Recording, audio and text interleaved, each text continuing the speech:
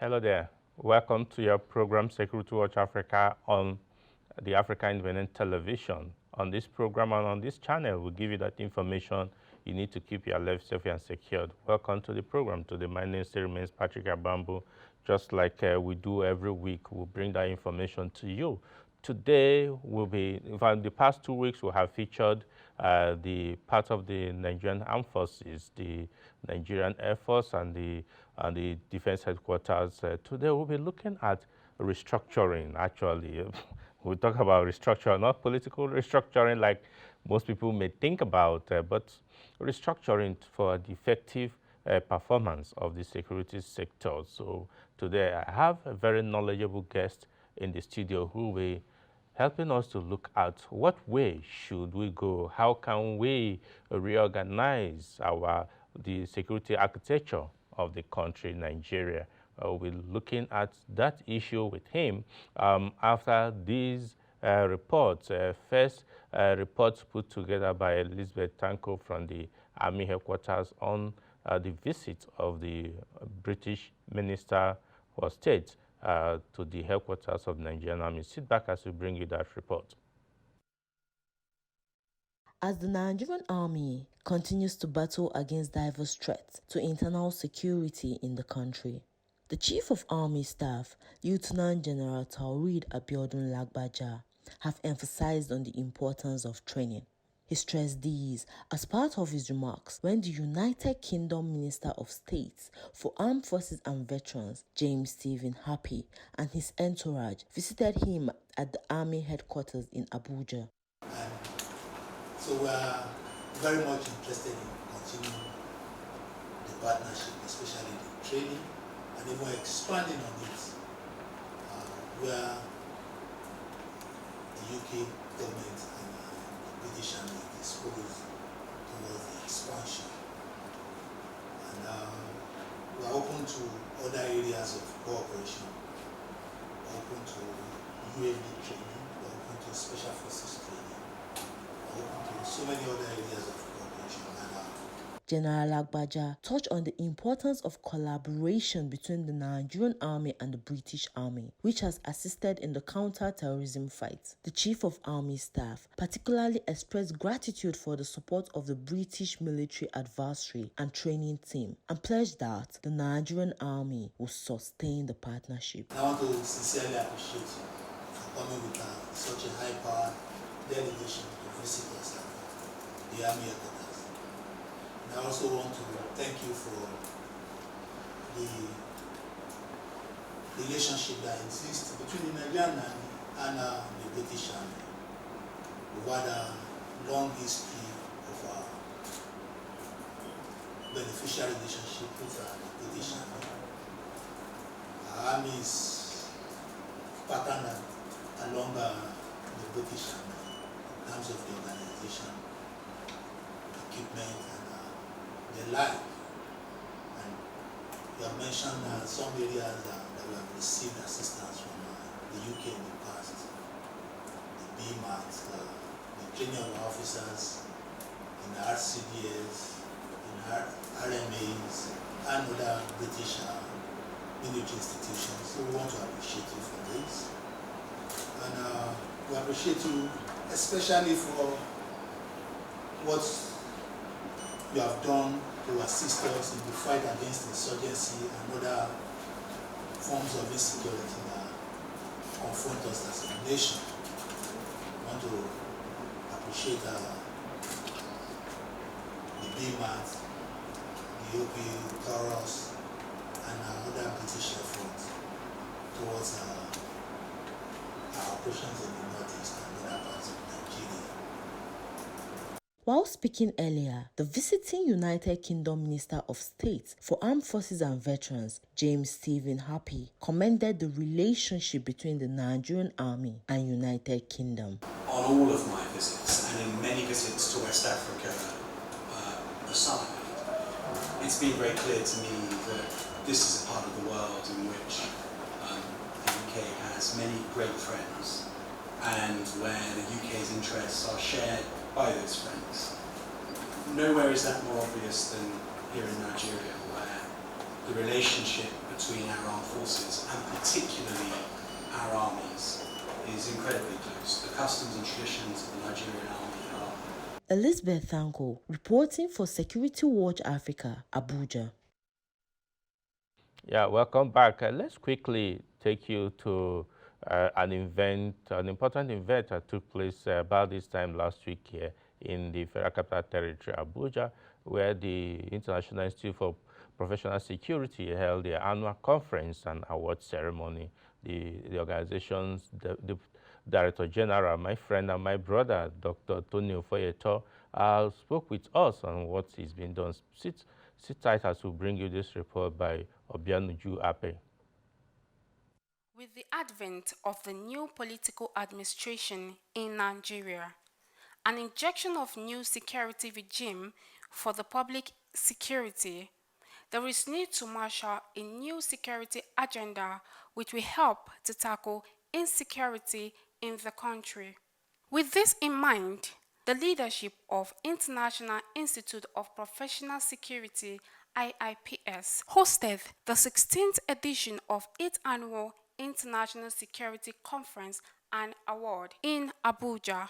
The occasion brought together security stakeholders in both public, private sectors, and international organizations. To kickstart the event, the Director General, International Institute of Professional Security, Dr. Tony Ofoyeto, welcomed the dignitaries and participants and gave insight into the theme of the conference. This year's conference is tailored more on discussion and solution finding, devoid of politics and all forms of sentiments. On this note, I once again welcome you all to ISCAN 2023 for a new security agenda, and congratulations to all our awardees. In his remarks, chairman of the occasion, the governor of Niger State, His Excellency Mohammed Umar Bago, who was represented by his special advisor on security, CP Kolo Yusuf, retired, said there is no better time than now to discuss issues of security. There is no better time than now when the United States with a lot of security challenges. I know with the caliber and the participants we have here, we shall be able to identify the problems and as well provide solutions. Delivering his lecture titled The New Security Agenda, the Inspector General of Police, Acting IGP Kayode Egbetokun, touched on the importance of collaboration between public and private security. The journey towards a more secure Nigeria demands sustained efforts, continuous research, policy innovation, local and international collaboration. The complex nature of the security calls for an agile response that evolves with the changing dynamics. Researchers, policymakers, and international partners must work collectively to understand these challenges profoundly and develop effective strategies that encompass social, economic, environmental, and political dimensions. There were speakers and panelists who treated many burning national issues bordering on security. Rounding up the day program was the presentation of various categories of awards to deserving individuals and organizations. I congratulate you on behalf of this association. Continue to do good work. Thank you. Some of the dignitaries gave their views on the discussions and the awards. I'm very impressed by what I am seeing here. You can see that the International Institute of Professional Security is a leading security organization in Nigeria, and I'm proud to be part of this glorious event. Obianuju Ape, reporting for Security Watch Africa. Yeah, welcome back. Yes, we'll go quickly to the topic of today, which is very, very, very important if we must have a secured environment. And without security, there can't be any development. And that is why we need to look at analyzing Nigeria's security architecture. And with me here in the studio already is Sir Chikwe Udensi, who is a security intelligence expert and a consultant with the Nigeria Police Force. It's a pleasure to have you in the studio, sir. Thanks, Patrick. Thanks for having me. Yes, you see, like I said at the beginning, without security, no development. And over the years, we have had a kind of insecure situation in the country which has hampered development. What is wrong with Nigeria's security? A whole lot. A million things are wrong. I'm very happy that we have a new government that has come in. I hope this will be a listening government, because the previous government, when you talk, it appears you're talking to deaf people. Sorry I had to use that kind of language, but they have not been listening. Security, like you said, that's where everything revolves on. You can't have any decent, meaningful activity, even economic activity, without security. So now we have a very big problem in the country with the architecture, the concept of our operational activities when it has to do with all the security agencies and stakeholders in the country. Let me give you a clear example of what I mean, Patrick. Today, the principal agency that is responsible for internal security in the country is the Nigerian Police Force. There are so many other agencies, don't get me wrong. If you Of course, they are the lead agency. They are not the lead agency in practical terms. Yeah, but that's where it ought to be. Yes. They ought to be the lead agency. Yes. We also have the EFCC. It's also a security agency with anti-fraud. And we also have the customs, we have the immigration, we have the civil defense and other agencies. Patrick, the police is responsible to the Ministry of Police Affairs. Customs is responsible to the Ministry of Finance. Okay. Immigration, Interior. And then, where do we have the meeting point? You know what happened in 2011 when we had the 9/11 problem. There was chaos, total chaos in the system. The United States of America, yes. The whole world came together and said, listen, if we have such a crisis, there ought to be a synergy among the security agencies. And they developed what they call the CECOMS, Central Communication Systems, where every agency is talking to each other. We don't have that in our country. And give birth to the Homeland Security. We don't have that in our country. Okay. Police is doing its own thing, has its systems. Customs cannot get into police systems. So if they're investigating any crime in police or a crime in the EFCC or maybe in ICPC and they want to make reference to any of the agencies, they cannot do that seamlessly. That is a major problem. So everybody is acting at their own. If there is no synergy in the activities of the agencies, the architecture is faulty. What's supposed to be the responsibility of the Office of the National Security Advisor? Well, it ought to be a coordinating agency, the NSA's office. I'm happy today we have Nuhu there. Nuhu has capacity to do a whole lot of things. So we are comfortable with him. When the issue was looking for somebody else, people mentioned a general in the army. No, we're talking about somebody who has capacity to create change. Nuhu does have that capacity to do that. I hope he will. Because we now will need to have a fusion arrangement. There should be a fusion center where every agency is talking to each other. If it is not happening, we will still have a chaotic situation like we have right now. If you take maybe the Nigerian Police Force being the primary agency and you say, what is the architecture in the police? It's also faulty. I can give you a clear example of what I mean. The police has 6 departments from A to F. Every officer in the police is not a professional. They can work anywhere. They can be sent anywhere. General purpose. General duties officers. That's what we have. So today he's in A department. The next day he's in B department. The next day he's in F department. It does not work. Today's technology insists, today's ideas in security determines that we must have to have professionals in the areas.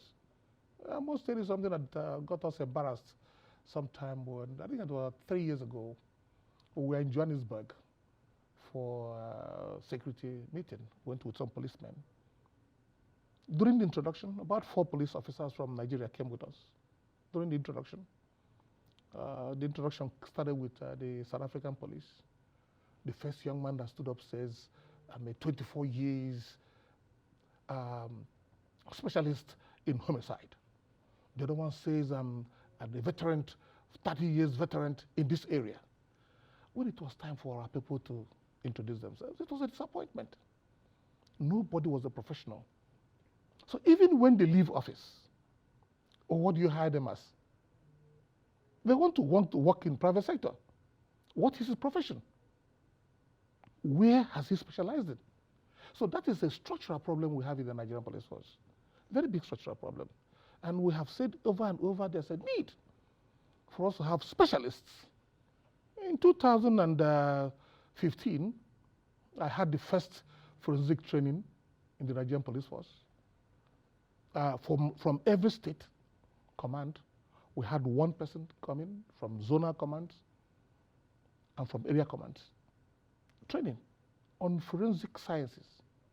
We wanted to make sure that we have a very sizable forensic lab. Yeah.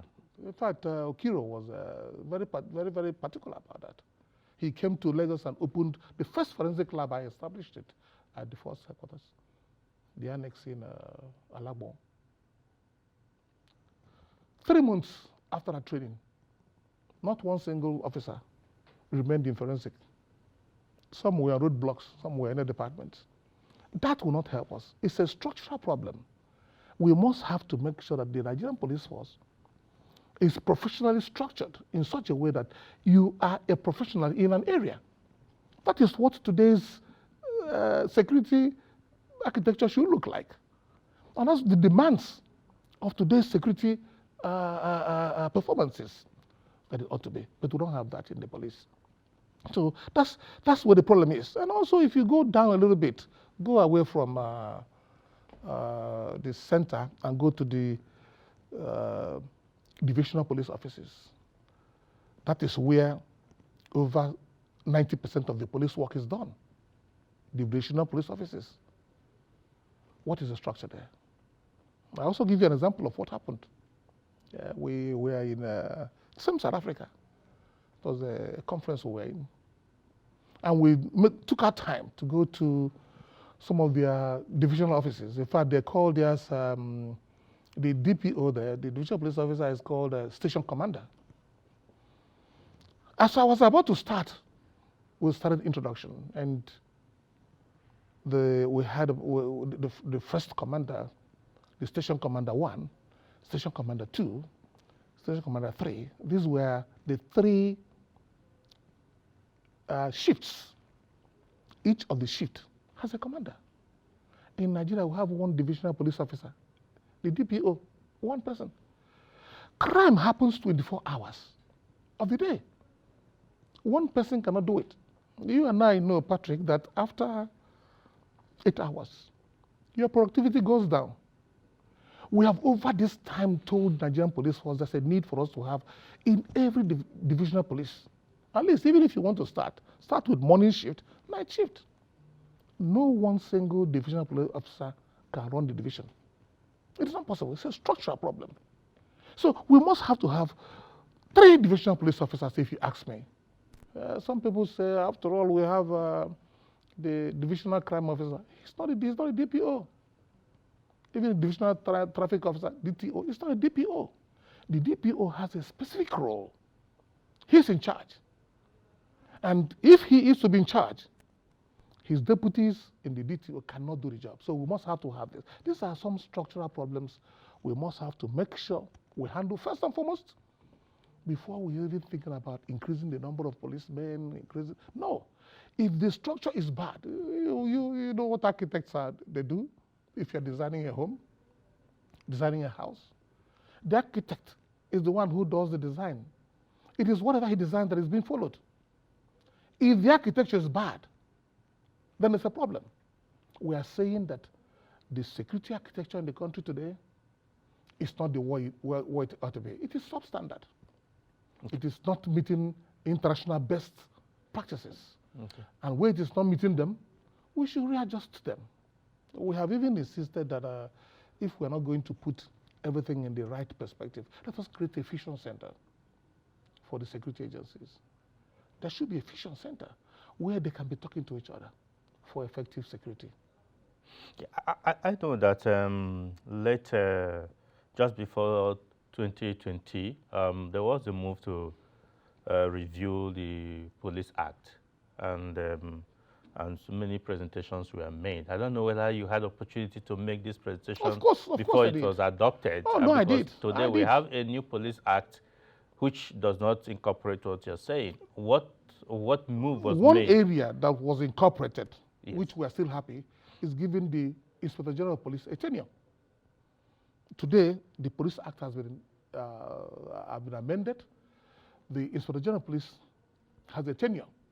But the joy we ought to be celebrating from that act was killed by the provisions of a bigger law, the Constitution, that says when you're 60 years or you attain 35 years in service. Yeah, because there are people who say it's a lacuna. Police is a regiment. Today, police we have is a regimental organization. So there's also a lacuna there. What happens? But let me give you information. Let us be very practical. Yes. Let us follow the world, what the world is doing. You see, if we keep doing the wrong thing and expecting to get great results, we are being, like people say, that's a proper definition of madness. Let us do the right thing. From after Kumasi till now, we have had more than 10 Inspector Generals of Police. Kumasi 1999. Up till this time, we have more had, if I can count properly, very close to 12 police IGPs. So they have had less than 2 years on the average. Somebody who has put in 35 years in service, or put in 33 years in service, and he has only 2 years, he should be talking about the business of retirement, other than the business of going to improve the services of the agency he's running. If we do not give the Inspector General of Police 4 clear good years at the first instance, not even at totality, at the first instance, so that he can prepare and plan the policies and the practicality of ensuring that his policies work. If we don't do that, my dear, we can't get anywhere. 1.5 years, 2 years, that is the average we have had for the IGPs. They cannot plan with 1.5 years.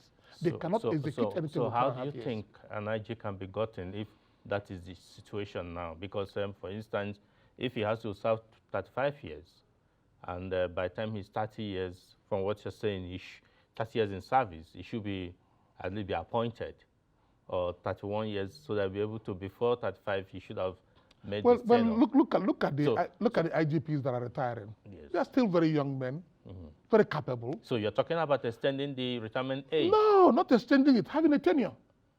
Let them have a tenure. Whether he has turned 60 or not, if he has a tenure, he should complete his tenure, so that he can plan and execute his policies. And if there are arguments about what are the other people that are following him up at 35 years, should they also retire even though they are junior and they didn't have the opportunity to climb to the position? Well, the law are not made for individuals, no. Laws are made for structures and systems. We are saying that for the system to work, let us have the tenured Inspector General of Police. Anybody coming behind, if you don't become an IGP, good luck. Get into something else. If for our system to work, let us have a structured system where the IGP is tenured, the office is tenured, so that he can plan. I say, for these 4 years, I have a program. Look at what we have today. Every IG that comes has a different program altogether. And there's no continuity. He leaves the job of what the other man did previously and start his own. And you think the tenureship can solve that? Oh, of course, with 4 years, he can effectively create a policy, achieve it. And the next person may continue? Well, we encourage continuity. Government has always remained a continuum. It's a continuum. We should encourage continuity. But what I'm saying, whether it exists or not, let us have an IG that has a tenure, that can put policies together and achieve those policies within the period of his service. Because if he leaves, nobody's sure what happens. When can we start this? The only way it can start is if we amend what is in the Constitution. The Constitution is a superior law to the Act. The Act says that the Inspector General of Police should have a tenure. We understand that. We have achieved that. But the Constitution has to be amended. We are pursuing that. We have set up private individuals bill to see how we can amend that area of the Constitution to give the Inspector General of Police a consistent one. If they are talking about 4 years, what about minimum 6 years? Let the IGP have a minimum of 6 years so that we can have some level of stability in the internal security of the arrangement of the country. Yeah, unfortunately, my director has given me a sign that time is running up. Really, there's so many things to be discussed. But looking at generally, like, I don't know, the way it is now, there are so many things that faces this, not just the police, the whole security architecture. We're talking about coordination. We're talking about the foundation of the police and all that. The recruitment or the enlistment, the training at the academy now there is a degree awarding academy. Could that be time where this professionalization you're talking about could start? Well, it can start now. We don't have to wait for it to start tomorrow. We can start it today. But let me tell you very importantly what we have suggested. We made several proposals to the committee that was amending the Police Act. But those things were not taken. Let me give you an example. Today's academic positioning in the country makes it very clear that the minimum we should take, a minimum entrance into the Nigerian police force, should be a first degree. First degree. If we don't do that, we shall be ending up having people whose job will be guard duties. Okay. We should talk about intelligence in policing and not guard duties. Sir Chukwu, we're going to continue this discussion because we have been asked to leave the studio now for that program to continue. It's actually a pleasure having you in the studio today. Thank you. I'm glad. I'm glad. And very soon we should be doing this, at least a part 2, to be able to exhaust this topic. Look forward to that. Thank you so Thanks much. for having yes, me. Yes, if you have watched us, we want to do this again next week. But before then, you can follow us on all our social media platforms. This can be watched on our YouTube channel and other previous editions. You can see it there. Until next week, I say bye for now.